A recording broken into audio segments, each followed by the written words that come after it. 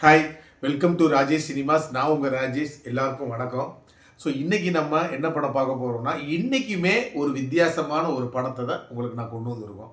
இந்த படத்தோட கதை என்ன அப்படின்னு கேட்டிங்கன்னா, ஹீரோ எதுக்குமே என்ன அப்படின்னு கேட்டிங்கன்னா, லாயக்கு இல்லாமல் வெட்டியாக பொழுத போய்கிட்டு இருக்காரு. இந்த லட்சணத்தில் இவர் கல்யாணம் ஆகி குழந்தை வேற இருக்குது. இப்படி ஒரு தருணத்தில் அவர் என்ன பண்ணுறாரு அப்படின்னு கேட்டிங்கன்னா, சரி நம்ம ஏதாவது ஒரு பிரயோஜனமாக பண்ணணுமேன்னு சொல்லி திங்க் பண்ணுறங்கிற பேரில் அப்பயுமே வெட்டியாக தான் சுற்றுறாரு.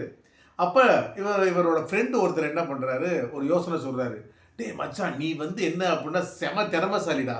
உனக்கு என்ன அப்படின்னா பார்க்குற கூர்மை ரொம்ப என்ன சொல்கிறது, ஒரு வித்தியாசமான சக்தி உங்கள்கிட்ட இருக்குது. நீ எந்த விஷயத்தையும் பார்த்தாலும் மறக்க மாட்ட, கரெக்டாக அப்சர்வ் பண்ணி சொல்லிடுவ. ஸோ அந்த சக்தியை வச்சு நீ ஏதாவது பண்ண முடியுமான்னு பாரு அப்படின்னு சொல்லி நம்ம ஹீரோவை ஏற்றி விட்டுறாப்புல. நம்ம ஹீரோ, ஆக நம்ம ஃப்ரெண்டு வேற இப்படி சொல்லிவிட்டானே, நம்மளை அறியாமே நமக்குள்ளே இவ்வளோ பெரிய ஒரு அறிவு இருக்கா அப்படின்னு சொல்லி நம்மளால் என்ன பண்ணுறாப்புல, இந்த அறிவை எப்படி யூஸ் பண்ணலான்னு சொல்லி, இப்போ அங்கே அமெரிக்காவிலலாம் பார்த்தீங்க அப்படின்னா நிறைய சூப்பர் மார்க்கெட்ஸ்லாம் இருக்கும்.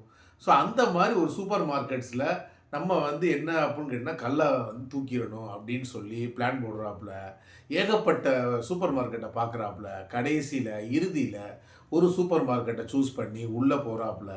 இதுக்கப்புறம் இவர் என்ன பண்ணார் அப்படிங்கிறதுக்கான படம் தான் இந்த படம். இந்த படம் ஒரு உண்மையிலே சொல்கிறேன், ஒரு வித்தியாசமான ஒரு படம். ஒரு வித்தியாசமான ஒரு ஸ்கிரிப்டு. அதை டைரக்டர் பை பிக்சரைசேஷனில் கொண்டு வந்ததில் அசாத்தியமாக பண்ணியிருக்காருன்னே சொல்லலாம். ஹீரோவோட நடிப்பு அவ்வளோ தத்ரூபமாக இருக்கும். உங்களுக்கு ஆரம்பத்துலேருந்து இறுதி வரைக்கும் ஒரு அது என்ன சொல்கிறது, அதாவது ஒரு டல்லே இல்லாமல் போகும். பட் லைட்டாக இது என்ன அப்படின்னு கேட்டிங்கன்னா, அங்கங்கே ஸ்லோனஸ் தெரியும். பட் அந்த ஸ்லோனஸ் தெரியாத அளவுக்கு விறுவிறுப்பு இருக்கும். ஸோ இந்த படத்தோட பேர் என்னென்னா தி ரூஃப் மேன். 2025 வெளிவந்த ஒரு படம். இந்த படத்தை நீங்கள் மிஸ் பண்ணிடாதீங்க. பொழுது போகல அப்படின்னா தாராளமாக இந்த படத்தை நீங்கள் ஒரு தடவை வாட்ச் பண்ணலாம். மீண்டும் அடுத்த மூவி ரிவ்யூவில் நான் உங்களை சந்திக்கிறேன். என்னோட சேனலை சப்ஸ்கிரைப் பண்ணாமல் சப்ஸ்கிரைப் பண்ணி வச்சுக்கோங்க.